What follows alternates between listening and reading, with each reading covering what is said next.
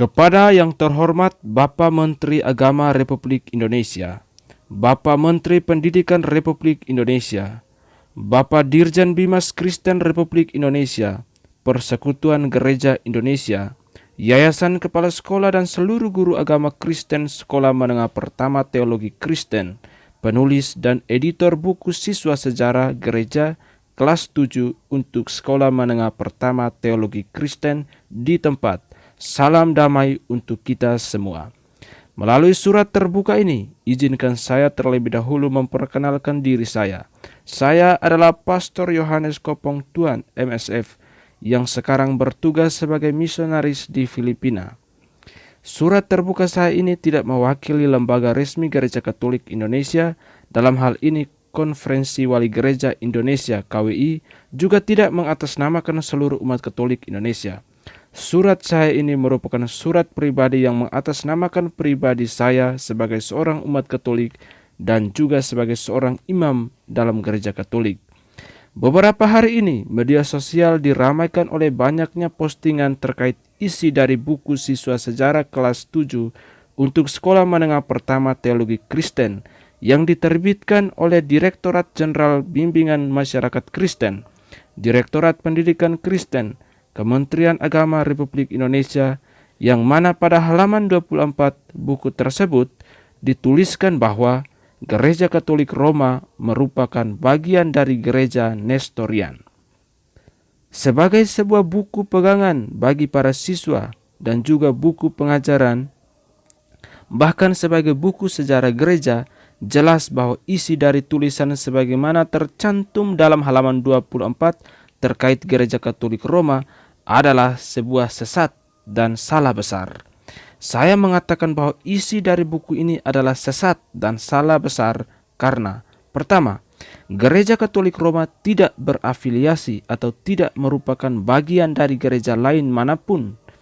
Istilah Gereja Katolik sudah ada sejak abad awal, walaupun pertama kali diresmikan pada tahun 107 ketika Santo Ignatius dari Antioquia menjelaskan dalam suratnya kepada jemaat di Srima 8 untuk menyatakan Gereja Katolik sebagai gereja satu-satunya yang didirikan Yesus untuk membedakan umat Kristen dari para heretik pada saat itu yang menolak bahwa Yesus adalah Allah yang sungguh-sungguh menjelma menjadi manusia, yaitu heresi atau bid'ah, docetism dan gnosticism. Nah, Gereja Katolik yang dimaksud di sini adalah Gereja Katolik yang mengakui otoritas Uskup Roma sebagai penerus Rasul Petrus.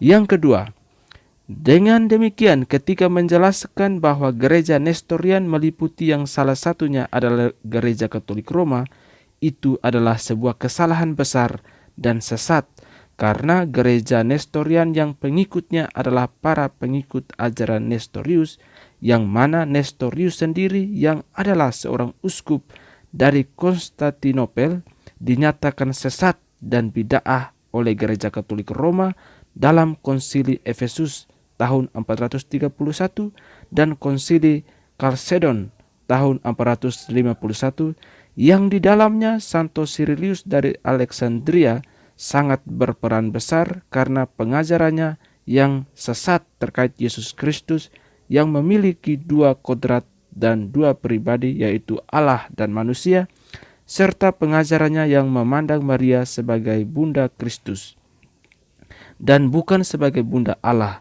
karena Yesus dilahirkan Bunda Maria adalah sebagai manusia biasa. Ketiga, dari fakta sejarah ini menunjukkan dengan jelas bahwa Gereja Katolik Roma adalah satu-satunya gereja yang berdiri sendiri tanpa pernah menjadi bagian dari Gereja Nestorian. Bagaimana mungkin Gereja Katolik Roma yang mengutuk dan menyatakan sesat serta bid'ah ajaran Nestorius berbalik arah menjadi bagian dari Gereja Nestorian?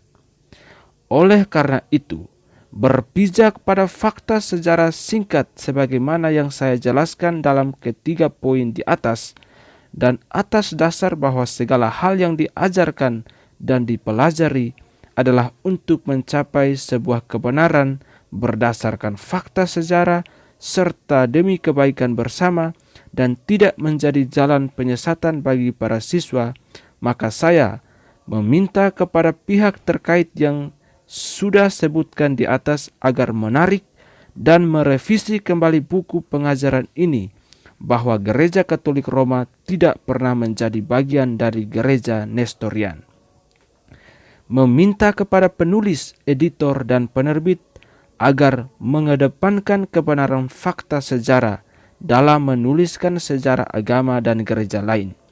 Jika hal-hal yang berhubungan dengan gereja atau agama lain, sebaiknya menggunakan sumber yang jelas dan benar, atau minimal bertanya kepada pihak atau otoritas agama tersebut. Karena di dalam buku itu ditulis Gereja Katolik Roma, maka pihak yang bisa menjadi sumber yang tepat dan benar adalah Konferensi Wali Gereja Indonesia atau KWI. Demikian, salam damai dan salam hormat.